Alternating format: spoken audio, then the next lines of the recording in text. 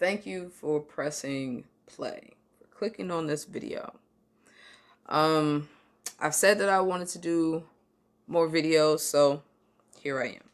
And I'm here for a very specific reason, so thank you for being here. I appreciate you. Please share, like, comment. I love comments. I will talk back.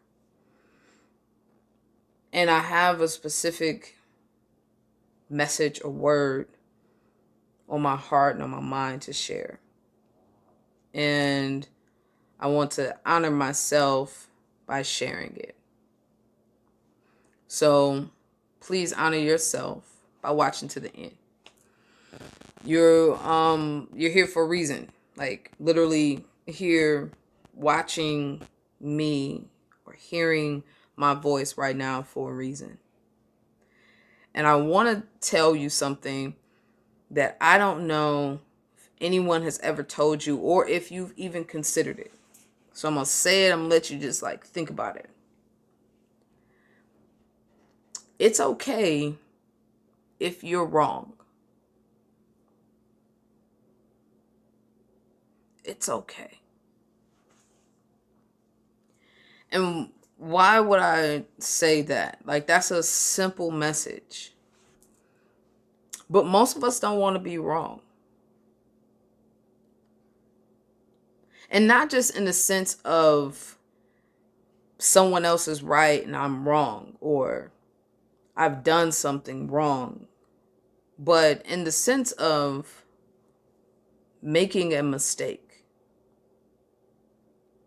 saying something in a way that maybe causes harm, or doing something that maybe causes harm or hurts someone else, and it's not what you ever wanted to do. I want to tell you it is okay that that has happened. It is okay that has been your experience. We say hurt people hurt people. And you're going to see me looking down from time to time because I have some notes to keep me focused. Hurt people hurt people.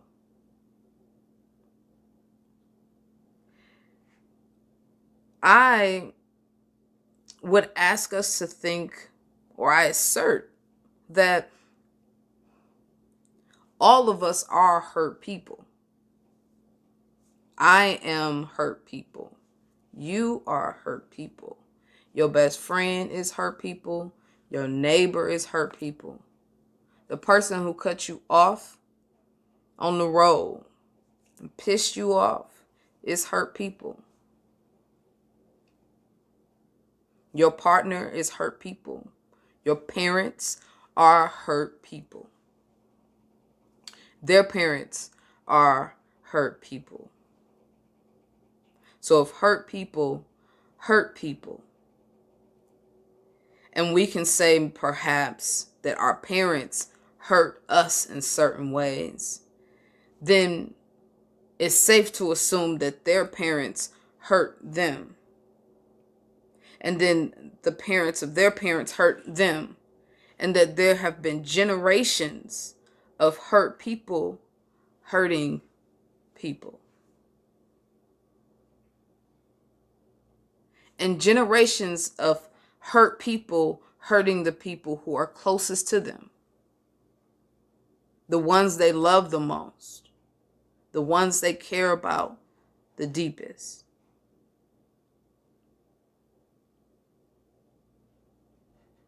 I mean, proximity is a thing, right? So if you have a family around you, and you wake up with them, and you go to sleep with them, and you spend most of your time with them, then it makes sense that there would be hurt that happens there. And that there have been generations of hurt people giving birth to people that they then hurt. Because for generations, Our ancestors have needed to navigate the world in such a way to survive. And that is not to say that we do not still have that same task as Black people. When I talk about my people, I'm talking about Black people.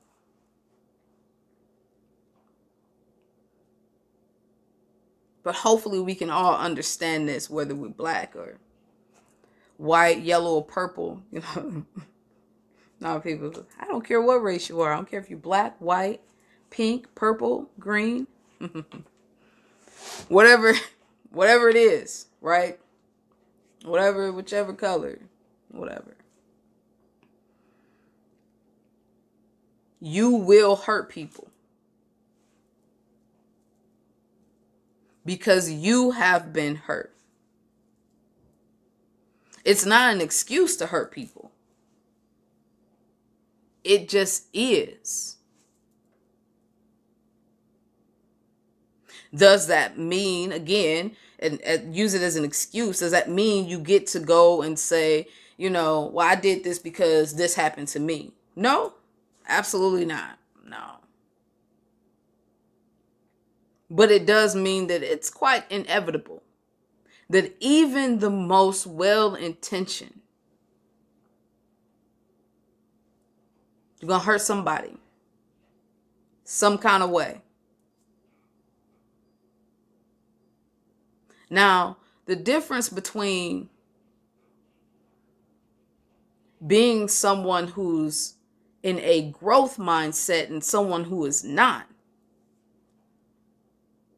when you realize that you hurt, then you take steps to make amends. You acknowledge it.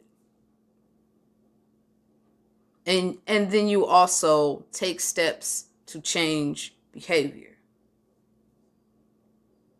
Now, does that mean that the steps to change behavior will completely eradicate the possibility that you will behave in that way again and thus cause hurt, harm again? No. It does not mean that it will poof disappear. But with everything, it's about intention, right? Like how we moving through the world. But you have to, the intention matters to you. Let's be clear. My intention matters to me. So if I truly know that I was not intending to hurt someone, it's okay for me to admit my imperfection, my mistake, my wrong, my shortcoming. Because now this is a place where I can grow. That's what that means. That means that's somewhere where I can grow. Not that I'm a bad person. Not that I'm terrible. Because if that's true for me, it's true for you and everybody else. And I don't know about you. I don't want to believe that everybody around me are terrible, bad people, because we all have the tendency to be wrong, imperfect, or make mistakes. And then there are people who don't have a growth mindset. And so instead of seeing it as an opportunity for growth, they become defensive. And they will stand on the image of themselves that they already have, that they believe is true. That I could never hurt you like that. That's not what I was doing.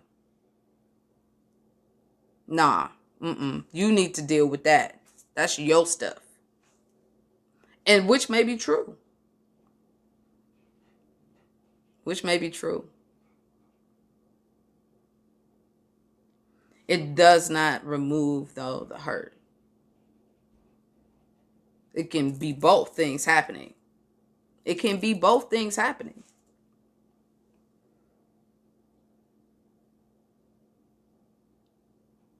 I just don't want us to get stuck in a place where I still have to make sure I don't get stuck there.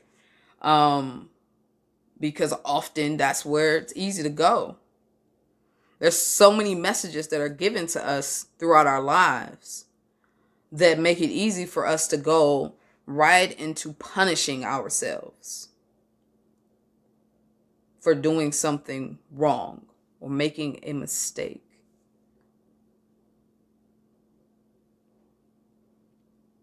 We live in a punishment culture. We live in a punishment culture.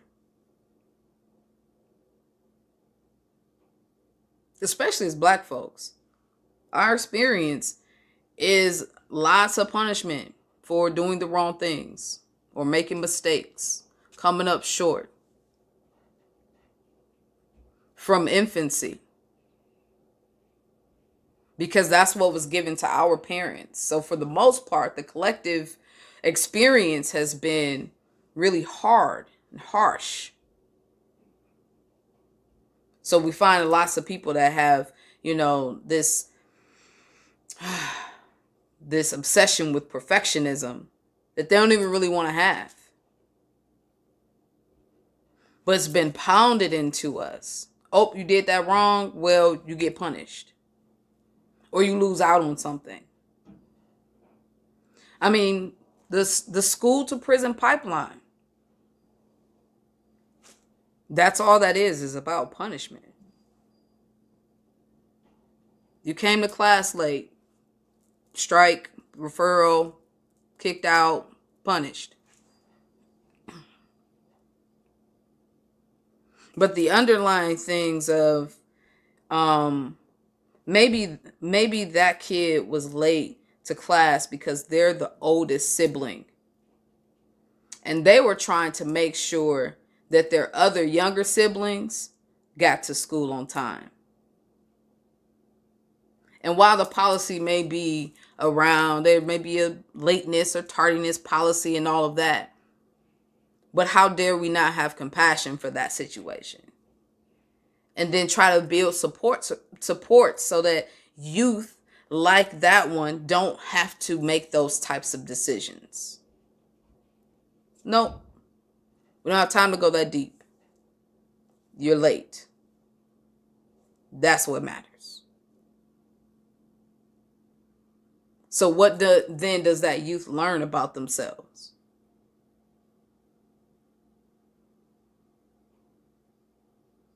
And then what does that look like as they grow up? What message does that send?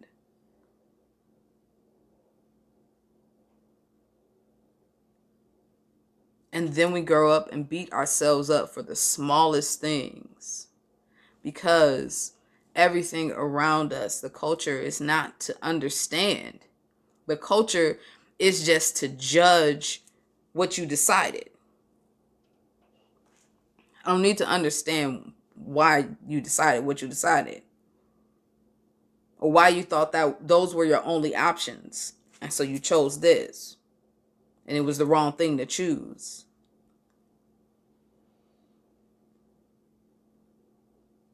There's so many other factors, so many other layers to, how we could be recalibrating the culture so that it's not such a bad thing. And it seems that that's why accountability is so hard. Because once it appears that you've said for someone that they've done something wrong, then immediately the thought is, well, this person must be seeking punishment. This is going to hurt.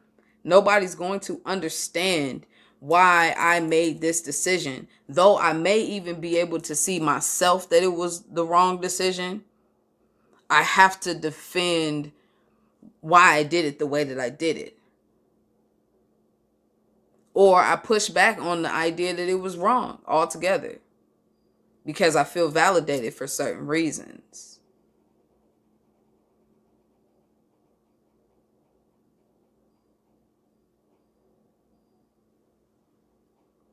Like if we could change the way that we think about what being wrong means, then it's not hard to then admit it. It's not hard to acknowledge it. It's not hard to then say, well, let me find some resources to do this better. Um, but it has to be a collective understanding. Like we all have to get on a page where we understand that, like, we are carrying generations of hurt and harm and trauma and dysfunction and a psyche that is trained for survival, which may not always look like empathy.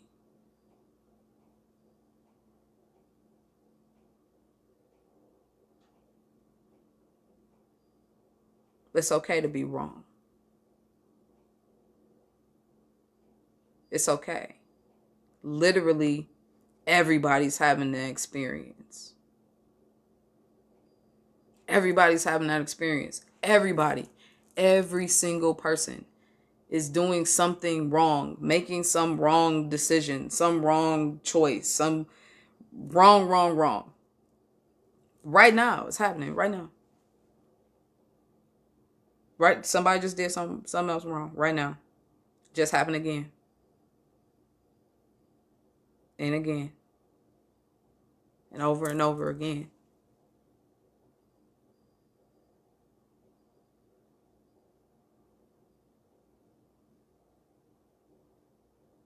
Well, if we accepted it as a part of our growth,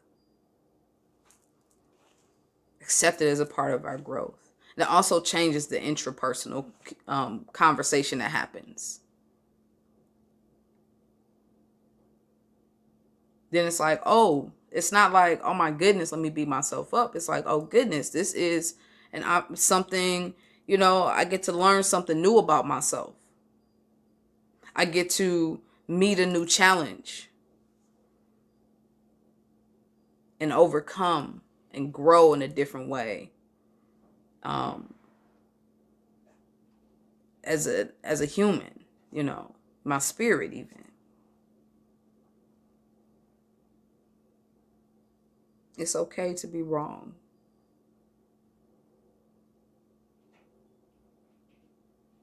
I think years ago I went to a commencement for, what was it, like ITT Tech or something like that. A friend of mine was graduating, and one of the speakers there was talking about different people who became successful, but all of the times they had failed before they got it. Like I think he brought up WD-40, that it's called WD-40 because it took 40 tries to get the formula right. And so that means there were 39 times they were wrong. At least that they were wrong.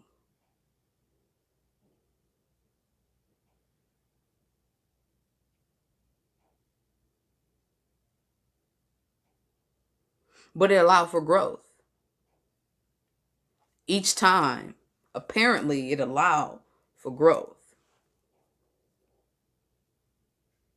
And where would that person be had they gotten frustrated with themselves and beat up on themselves and told themselves that they were stupid and just gave up after try 7 or 17 or 27 or 37?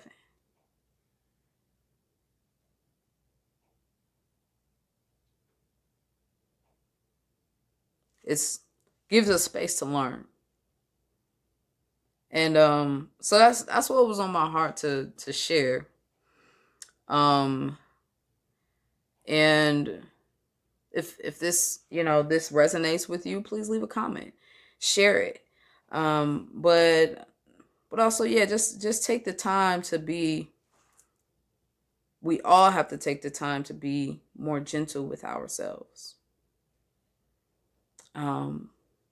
Make room for wrong. It's okay. It's okay. So, thank you if you made it this far. You the shit. You the shit. Keep coming back. Keep coming back. Appreciate you.